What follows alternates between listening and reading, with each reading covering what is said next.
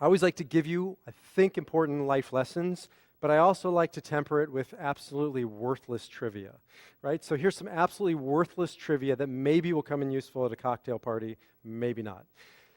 And it revolves around, of course, our obsession with the Super Bowl. Can't let this week go without at least commenting a little bit on the Super Bowl and all the mishigas that surrounds it. More people throw a Super Bowl party than a New Year's Eve party. I didn't know that. Did you know? More people, 7.5 million parties took place this past Sunday on Super Bowl Sunday. Of the 10 most watched events on television in U.S. history, the Super Bowl occupies 9 of those slots. On Monday, after Super Bowl Sunday, 6% of the workforce calls in sick. On Monday, after the Super Bowl, Gamblers Anonymous spikes with phone calls.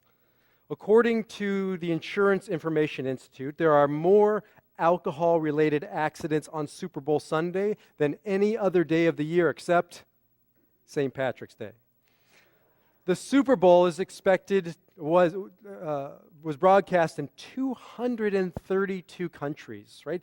32 different languages around the world. It's just staggering when you start to think about the impact, the reach of the Super Bowl.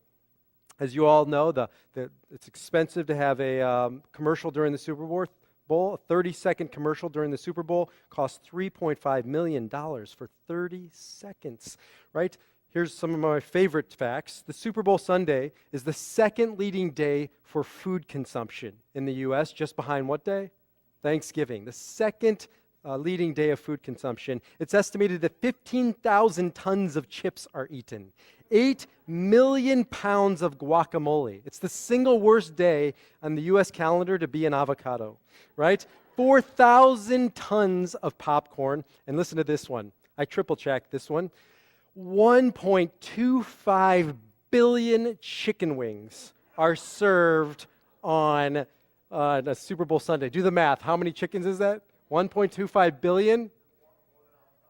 Well, if they have 2 wings, I imagine you just double that. I don't know. So, I mean, the list goes on and on. Beer sales go up, I think, to $18 million over the weekend, which is why sale of antacids goes up by 20%. At the same time. And here's my last one. This is definitely cocktail party conversation. The toilet is flushed more times during the halftime show of the Super Bowl than any other time of the year. It's a commentary, I guess, on the halftime show. So, what do we do with this? Absolutely nothing. Other than get into a conversation about our obsession with the Super Bowl, our obsession with sports in general, and the Super Bowl in particular. Why? There's a million sermons that could come out of this as to why. One of which is our celebrity worship. We worship celebrity status like never before in human history. I think one of my theses is displaced aggression, right? It's the first time in world history that a generation or two hasn't gone to war. And I think you have a whole generation of displacing aggression into various arenas. Good, bad, indifferent, it is what it is. And the one I want to get to today, probably the most important, our obsession with spandex. Just kidding. But that's actually where we're going to go with this. If you think about, right, what's at the center of the Super Bowl or any sporting event isn't just spandex that these grown men are wearing, which is a conversation unto itself, but it is about the uniform that these men, in this case it is all men on the football field, are wearing. And it's really the uniform, those clothes that take us into the heart of a very important conversation.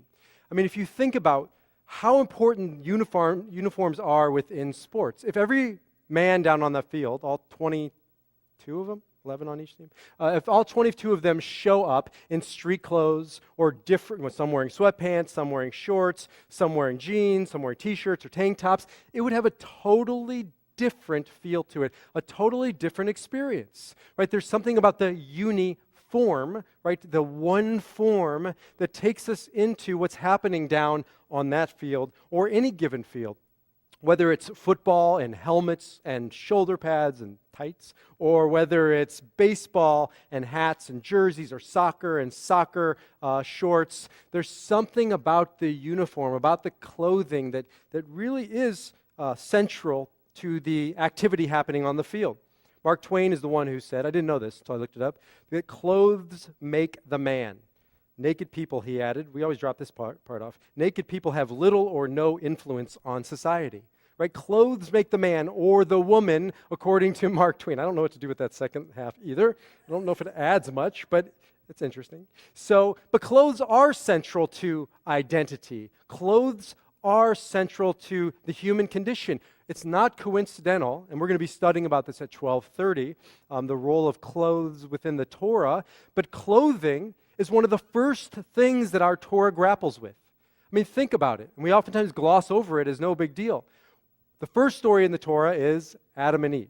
And Adam and Eve, what's the condition of the two of them before the sin? That it says, V'hayu shnehem arumim ha'adam v'ishto v'lo yitbashashu. Right? That the man and the woman were naked. They were arum, and they were shameless. Right? They had no shame. They were vulnerable. Their hearts were open. There was no corruption. There was no distrust or betrayal until they betray each other.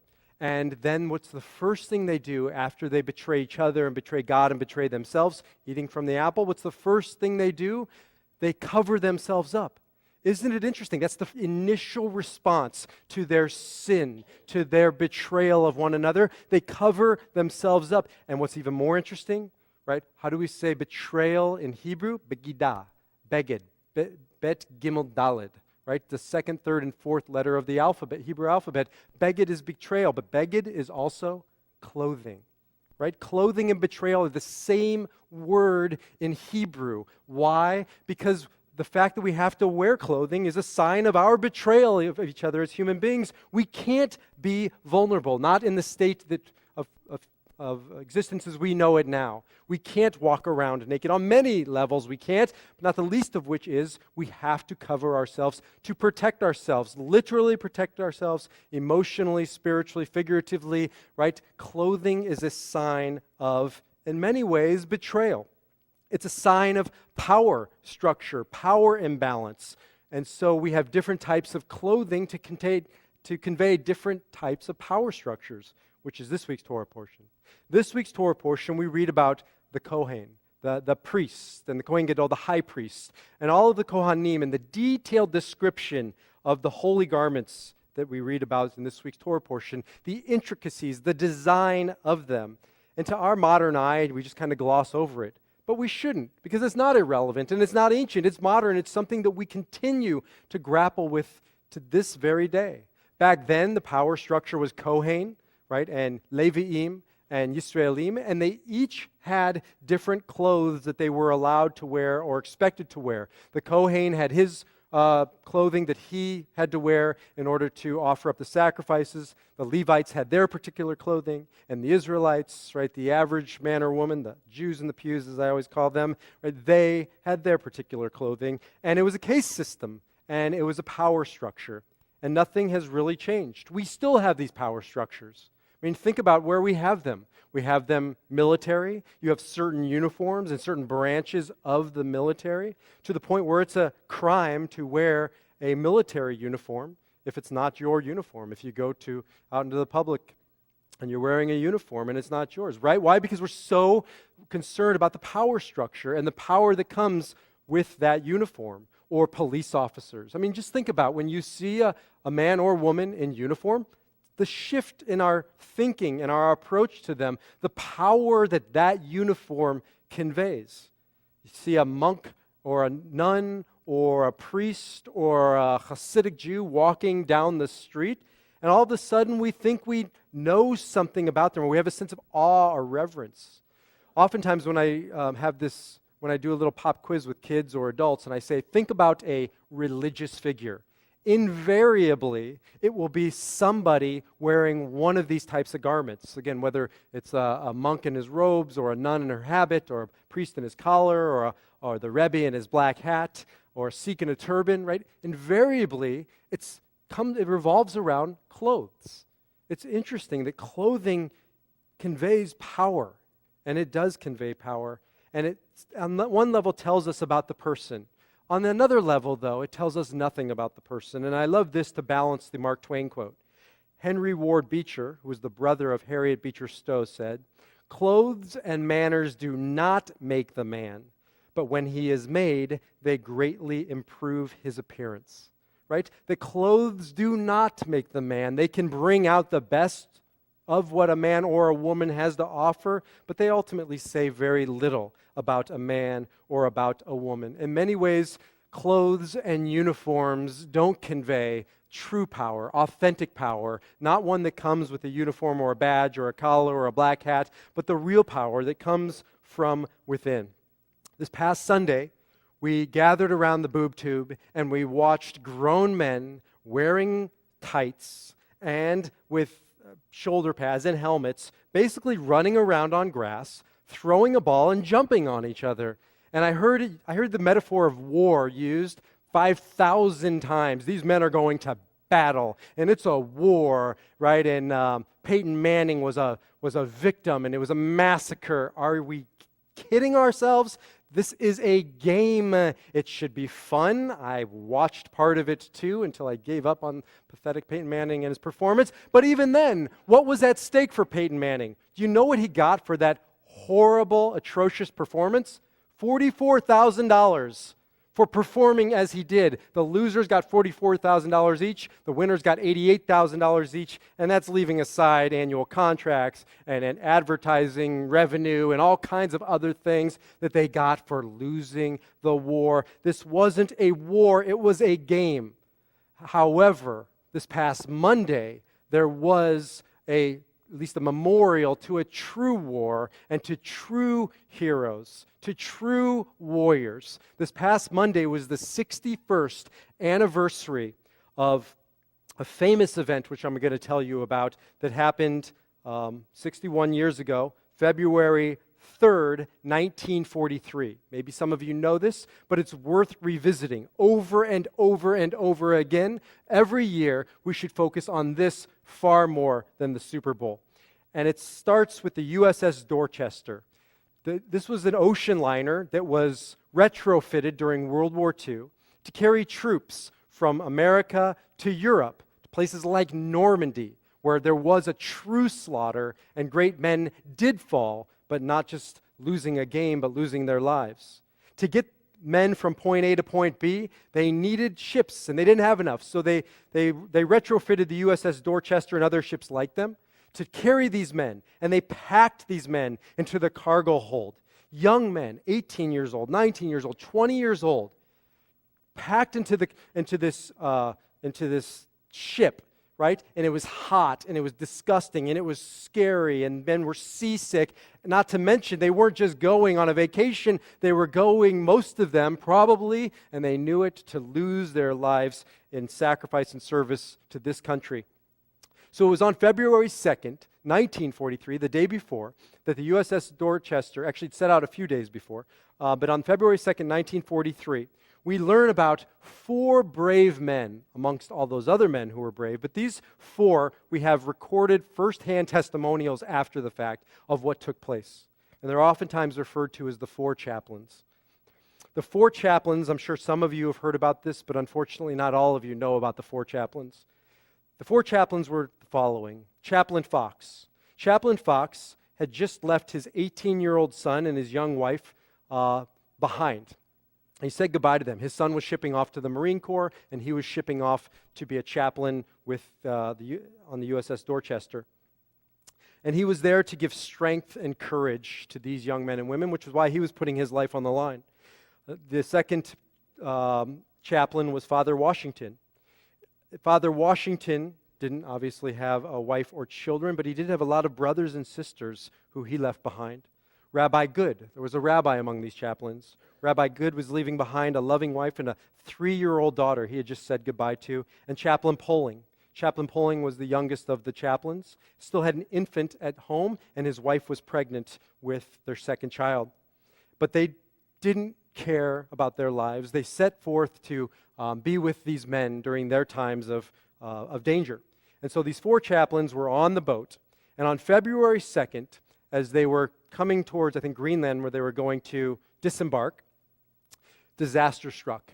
Because any of you know history of these boats that were crossing the Atlantic know that they were going through Torpedo Alley, that the German U-boats were sinking the American vessels going across at a rate of like 100 boats every single month. And so it was on that night, on February 2nd, actually just turned February 3rd, which is why we commemorated on the 3rd, at 1 in the morning, when a torpedo struck this boat. Immediately, 100 of those young men on board instantly died. However, the 4 chaplains were still alive. And the boat was beginning to capsize. And there was scramble and chaos and panic, partially because it was a frigid night, and these men were basically naked. It was hot and sweaty down there, so they had just their undergarments on. And they came running out. They didn't have life jackets. And there was chaos to get onto the remaining lifeboats that were available. And there were the 4 chaplains, each one helping these men get off of the boat that was sinking onto the lifeboats. Each one of these chaplains, there are so many recorded stories of this, that one of them gave their gloves to a young man who didn't have gloves, another his jacket, right? Another the shirt off his back. And this went on for the next 30 minutes as the boat was going under. And these 4 chaplains were seen of giving away their life jackets at the very end when they ran out of life jackets, and the young men who were just going to have to jump to their demise to at least try and swim for their lives. These 4 chaplains were last seen giving away their own life jackets, knowing what was ahead for them, which was the abyss of the sea. But here is the even most beautiful part. As they were basically stripped naked, giving away their uniform, no longer defined by that uniform, all 4 chaplains joined together, locked arms. It's one of the last images that was seen of them before the boat went down.